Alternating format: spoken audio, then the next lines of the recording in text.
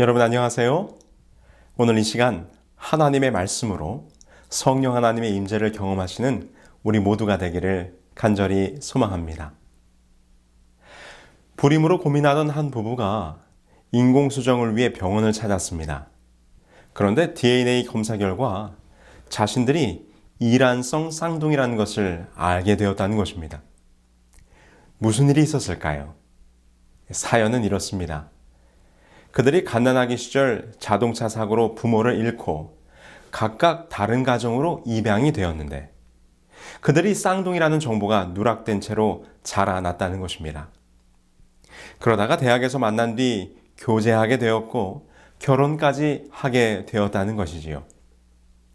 현재 그들은 자신들의 관계에 대해서 혼란스러워하고 있다고 하는 그런 내용의 신문 기사가 있었습니다. 정말 기가 막힌 이야기지요. 그런데 사실 지금 말씀드린 사건은 가짜 뉴스입니다. 그런데 이 이야기는 실제 미국 미시시피 헤럴드 신문에 게재가 되었었습니다.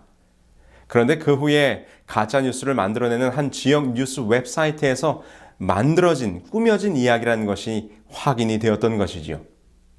그러나 이미 많은 사람들에게 전달이 되었고 여러 곳의 주요 언론사를 통해 확산이 된 이후였습니다. 어디에선가는 이 이야기가 여전히 실제의 사건인 것처럼 SNS를 통해서 돌아다니고 있을지도 모르겠습니다.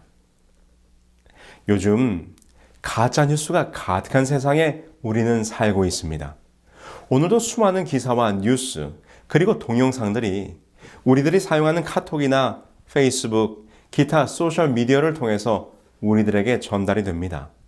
그런데 우리들이 주의해야 할 것은 그 모든 것들이 다 확인된 사실이나 진실이 아닐 수 있다는 것이지요. 여러분이 화면 속에 보이는 카톡을 받으신 분들이 있을 것입니다. 저도 이 카톡 메시지를 여러 교우님들에게서부터 받은 적이 있습니다.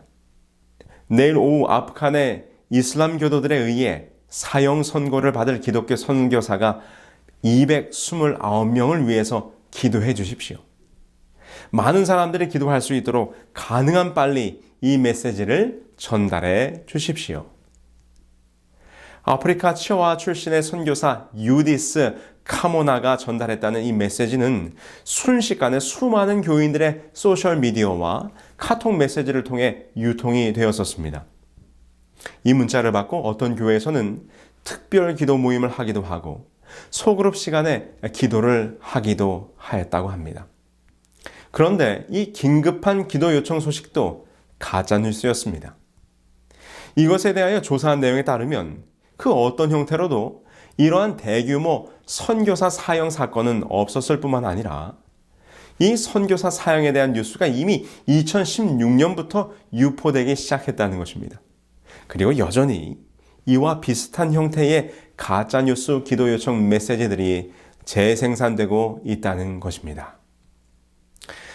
이러한 가짜 기도 요청 사태를 보면서 기독교 윤리실천운동의 박재민 팀장은 말하기를 성경에는 거짓 증거하지 말라는 말씀이 있다고 언급하면서 교인들이 사실이 아닌 것을 퍼뜨리거나 무조건 수용하는 것은 믿음이 아니라는 생각을 가져야 하고 서로 의견을 교환하며 사실인지 확인해 보려는 균형적인 자세를 가져야 한다라고 제안해주고 있습니다. 세계는 지금 대중들을 현혹하고 무고한 희생자를 만드는 이 가짜뉴스와 전쟁을 벌이고 있습니다. 거짓이 이 정보의 고속도로인 인터넷을 타고 삽시간에 퍼져 어느덧 진실로 자리 잡고 있기 때문입니다. 그런데 이 가짜뉴스는 이 온라인 시대의 부산물이 아닙니다. 이 가짜뉴스라는 용어가 이미 기원전 6세기에서 5세기경에 있었다고 합니다. 일본의 역사학자인 미야자키 마사카치가 집필한 세계사를 뒤바꾼 가짜뉴스라는 책에 보면 이에 대하여 설명해주고 있는데요. 기원전 6세기에서 5세기경 사이에 아테네 대중정치가 꽃을 피우던 시절 그리스인들에게는 서로 광장에 모여서 연설하고 토론하는 문화가 있었습니다.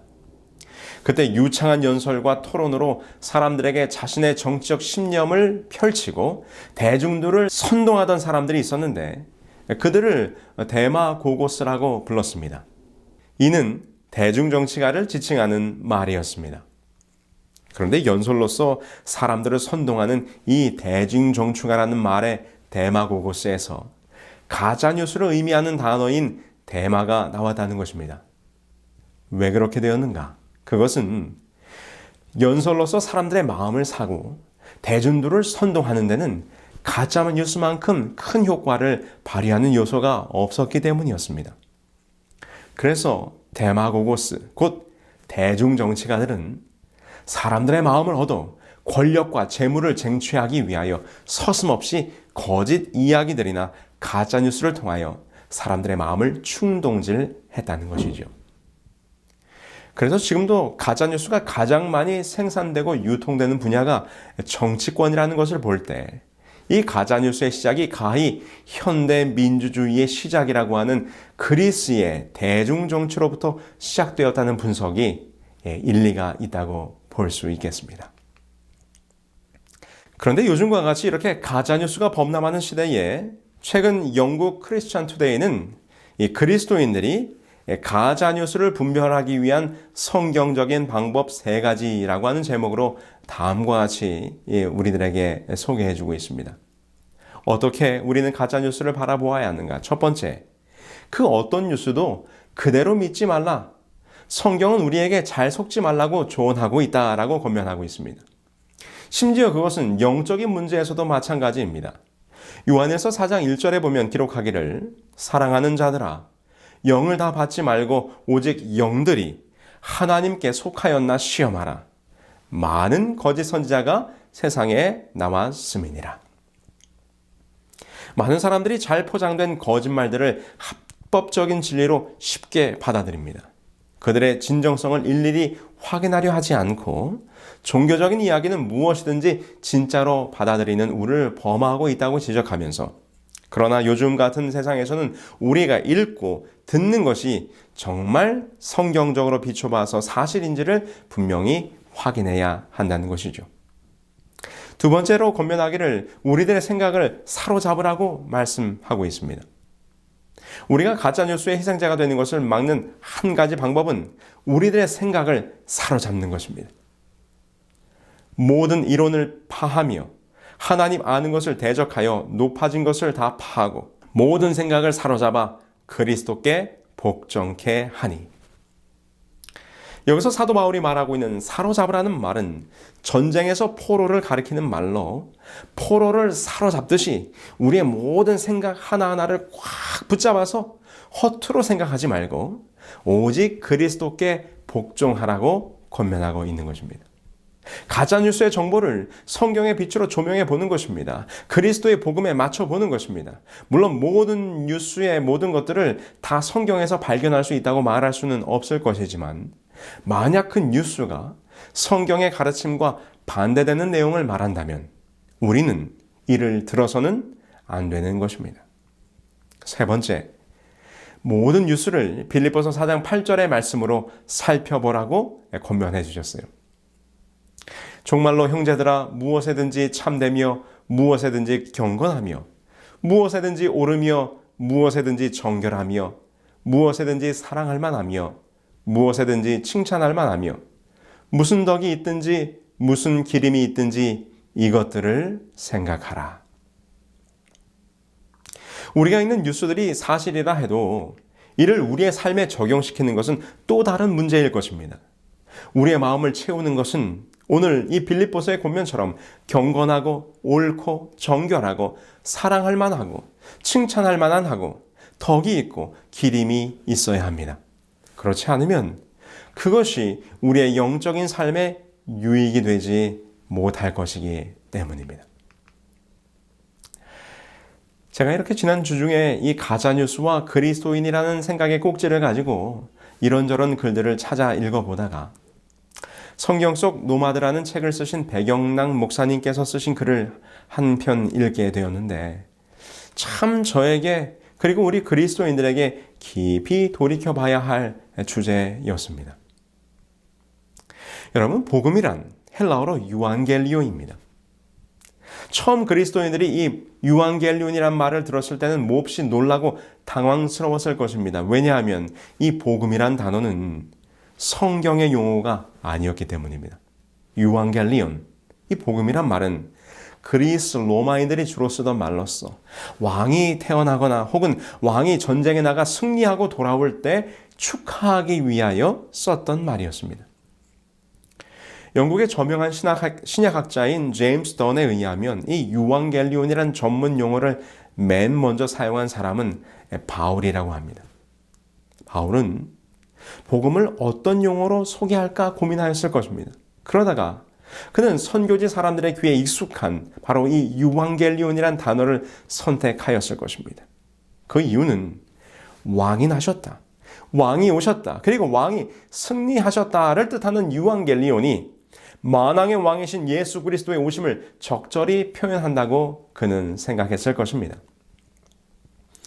그래서 여러분, 초대 그리스도인들이 로마의 핍박에서 순교한 가장 큰 이유는 로마 황제가 왕이 아니라 예수 그리스도가 왕이라는 신앙 고백 때문이었습니다. 왜냐하면 그들은 예수 그리스도를 왕으로 믿었기 때문입니다. 예수님께서 이 땅에 오셔서 당신이 세우실 왕국에 대하여 가르치셨습니다. 하나님이 세우시는 나라는 가난한 자, 포로된 자, 눈먼 자, 눌린 자들이 치유와 회복과 자유를 누리는 나라였습니다. 이러한 소식이 당시 로마의 억압에 있었던 백성들에게 얼마나 복된 소식, 곧 유앙겔리온 복음이었겠습니까?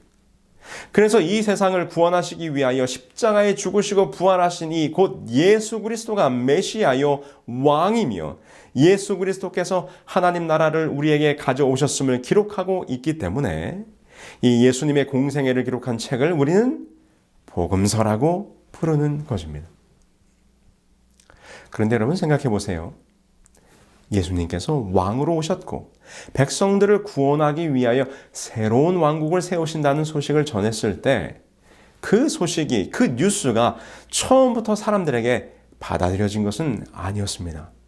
많은 유대인들이, 많은 헬라인들이 그 소식을 비웃었습니다. 그리고 그것은 가짜 뉴스라고 생각했습니다. 더구나 이 땅에 왕으로 오셨다는 예수께서 십자가에서 저절한 죽음을 맞이했을 때 사람들은 생각했습니다. 역시 무슨 왕은 왕인가? 예수와 그 제자들이 떠들었던 왕이 오셨다는 뉴스는 역시나 가짜 뉴스였다고 그들은 생각했을 것입니다. 만약 여러분들이 당시의 백성들이었다면 왕으로 오셨다는 이가 십자가에서 죽는 모습을 볼 때 주께서 선포하신 당신의 나라에 대한 뉴스를 참으로 받아들이실 수 있으셨겠습니까?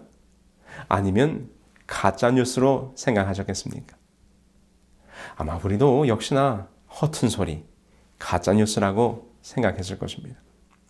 그러나 왕으로 오신 주께서 이 땅에서 고난을 당하고 우리를 위하여 희생당하사 십자가에서 죽으시고 부활하심이 말씀으로 구약의 선지자의 글들을 통하여 증명되었을 때 사람들은 그것이 가짜 뉴스가 아님을 깨우치기 시작하게 됩니다.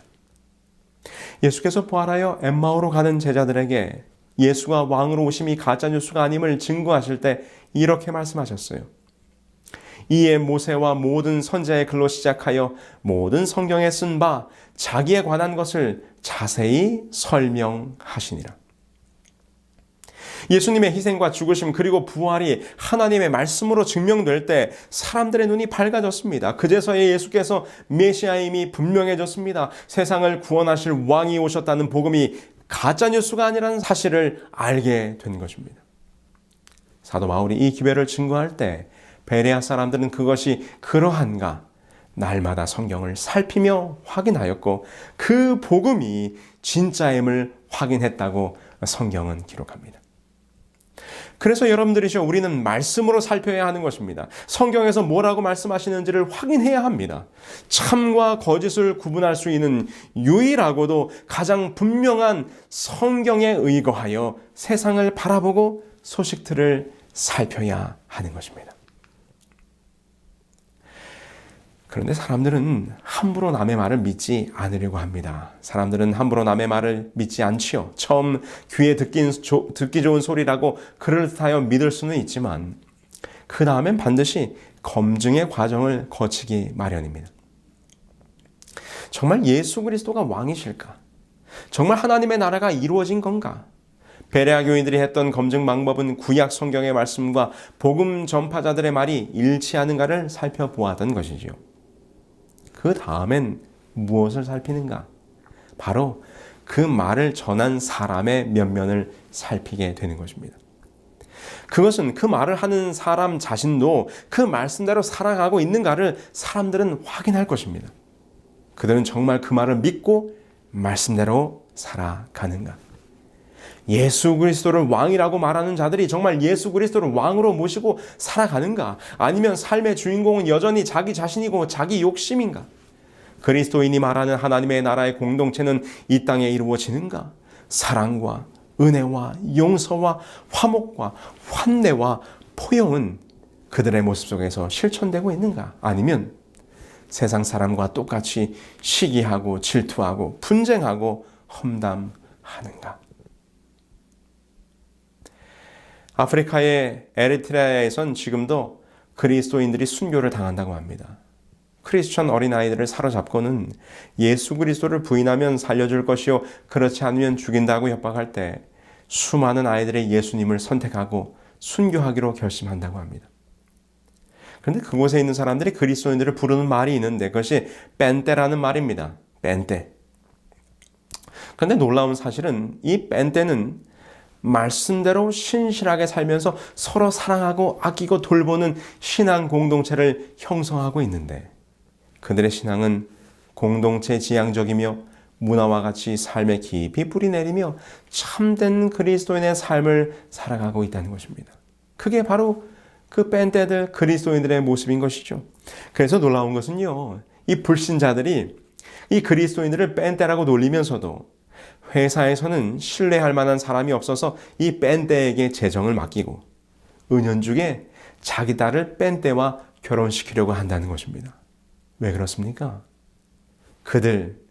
이 아프리카의 뺀떼 그리스도인들이 그들의 신앙이 말만 하는 신앙이 아니라 삶으로 실천하는 신앙이고 신앙 공통체를 이루어 하나님의 나라를 이 땅에서 이루어가는 아름다운 그리스도의 모습을 보여주고 있기 때문인 것이죠.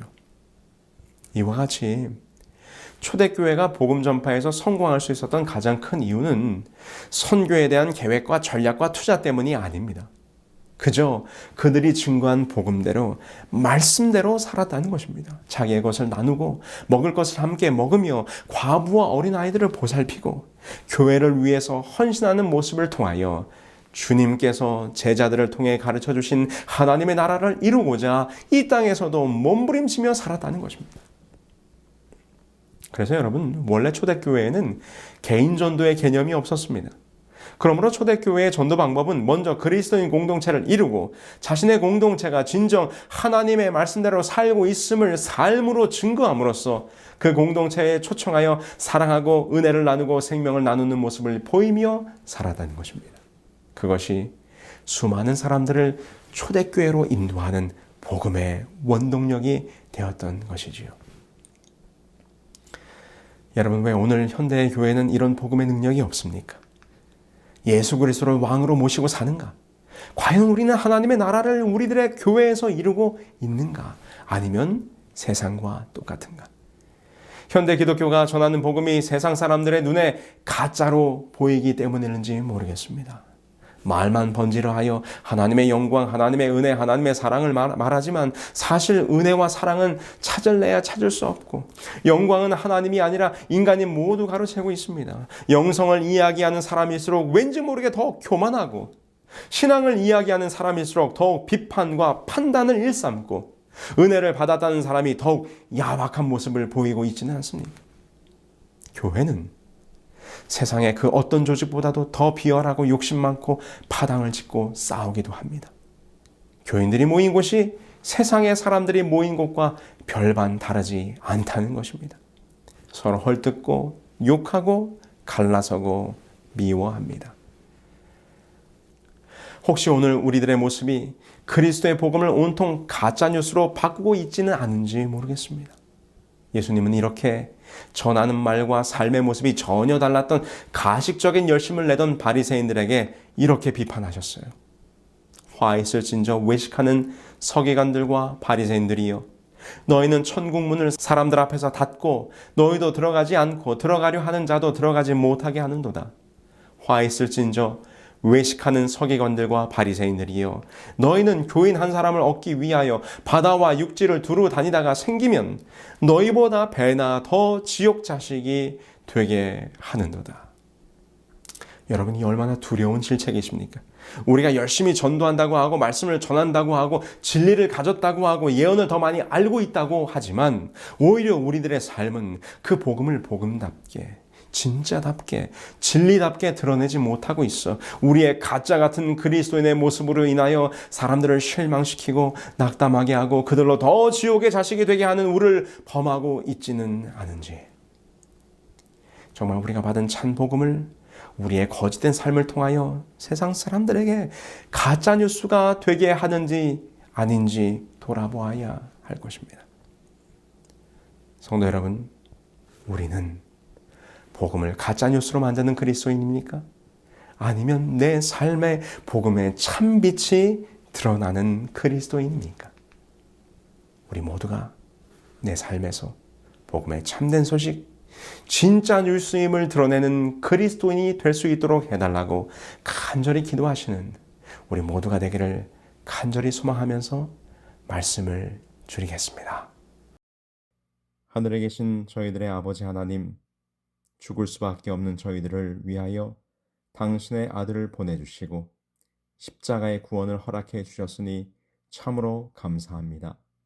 이 놀라운 복음의 소식을 저희들에게 맡겨 주셨으나 저희들의 삶의 모습이 너무나 미천하여 이 참된 복음의 진리를 밝히 드러내지 못하고 살아왔사오니 저희들을 용서하여 주시옵소서.